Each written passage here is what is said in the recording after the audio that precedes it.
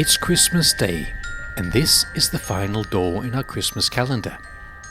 Here in Denmark, we've already opened our Christmas presents. We did that last night, so for us it's a day off, a time for reflection. So why not have a listen to the sound of Christmas?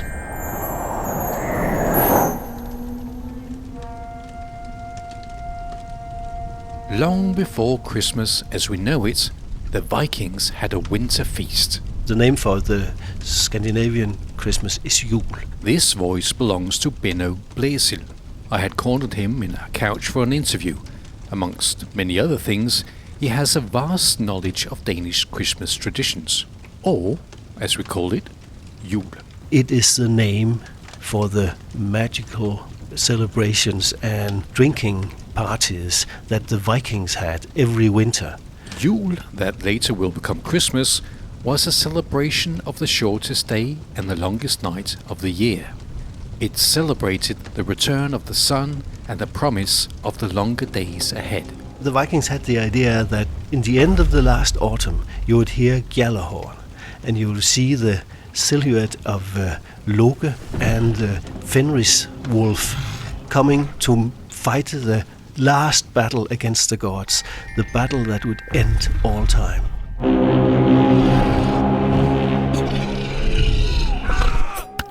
Christmas was not something to be taken lightly at the time. It was a battle. This was the time of the year where you as a human could get the idea that you were losing, because the sun was fading. It was dark almost all day long, and we know why the Vikings didn't. They just could see that the sun was ill. Maybe it would die and never come back. And to prevent this, the Vikings made offerings. It was a grand gesture of gratitude and hope, a way of asking the gods for a favor. If we as humans gave a huge gift to the old Nordic gods, gave them a party where we gave them the best food and the best beer we could brew all year, and when we drank it and when we ate it, we loudly pronounced that this was in the honor of the gods. The Yule feast was more than just a meal. It was an offering, a celebration, and a ritual all rolled into one. The Vikings prepared all their best foods, from the pork, the freshly baked bread, all the good stuff from the slaughterings in November. And you get porridge, different kinds of porridge would be there, hams and piles of fish, maybe also goose, old-fashioned boiled cakes. And it's more or less the same we do today. The Vikings were even known for bringing pine branches inside, because the pine, for them, was a symbol of eternal life, the evergreen.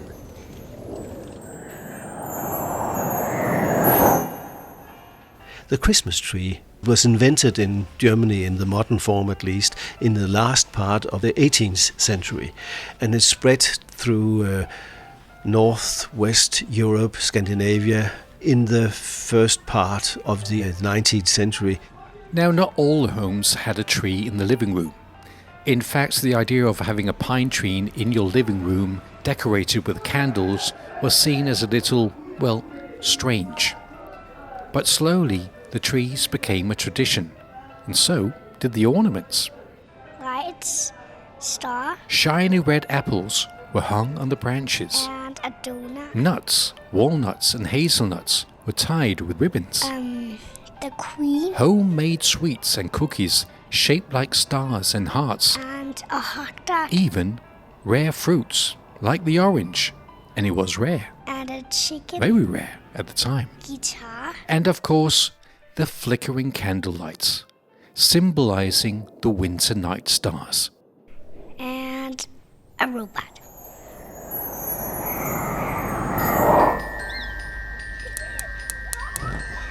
Nowadays, we find the Christmas decorations everywhere we go, hanging from the lampposts, in the shop windows, and all over the many Christmas markets spread around Copenhagen.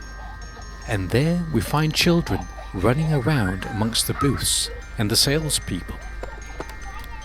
Hot malted wine is served for the grown-ups. And a very locally baked dessert that once were slices of apple dipped in batter that no longer contain apple, but we still eat them, are a treat to be found all through December. There's nothing like smells and sounds that can move you mentally to another place. And maybe that's why we have this repertoire of Christmas songs and Christmas carols.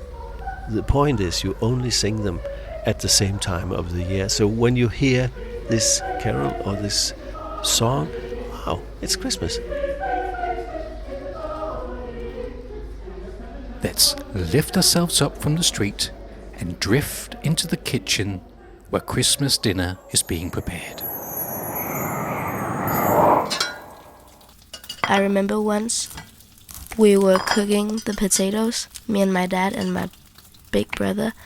This voice is the voice of my daughter Penelope, who I cornered in another couch. You could smell all the food being prepared.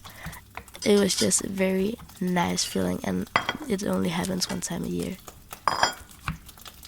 And she's not the only child that likes food. This is Adrian. My name is Adrian, I'm 5. And Madeline. My name's Madeline, So how old are you? 7. And with all the Christmas food to choose from, they both like A duck. Duck, gravy, and the other stuff. And then Potatoes and cabbage and brown potatoes and a pork roast and duck. duck. The spices you use in the dishes for the cakes you eat are the medieval ones. We still use them every year at Christmas time, and not so much the rest of the year. And when you got the smell, wow, it smells like Christmas. After dinner, it's getting late. It's time to dance around the Christmas tree before the eagerly waiting children get to their favourite part of the evening. hi, my name is Adrian, and You're 5. and I'm 5. Can you tell me what you like most about Christmas? Presents. My name's Madeline, So how old are you? 7. What do you like most about Christmas? Being together. So this is where you say, what I like most about Christmas is. What I like most about Christmas is presents and being together. Yeah, I'm Paul. I'm the father of Madeline and the father of Adrian, and I'm a proud father. And once upon a time there was Santa's doing ho ho ho and he's doing ch ch ch ch. Yeah, I think at my stage of life, it's the kids and the sound of the kids, getting surprised and ripping into their presents and getting so excited. And once there was a big box, and then there was keep being packages inside, and in the last package there was a tiny thing, and that was a phone. So first it looked like there was a giant thing inside, and then it was just a small thing. It's cheating. Yeah.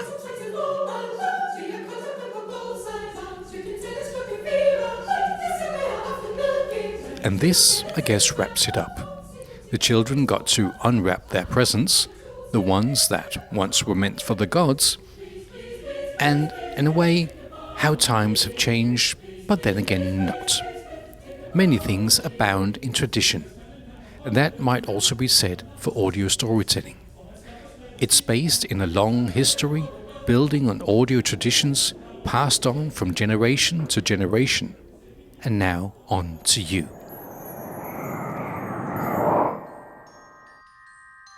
This is the end of our Christmas calendar.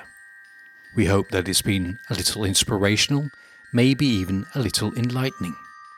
And even a thing or two might find its way into your next audio story. If it does, please let us know.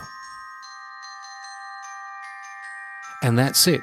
From all of us here at Hindenburg, happy holidays, Merry Christmas, and have a lovely new year.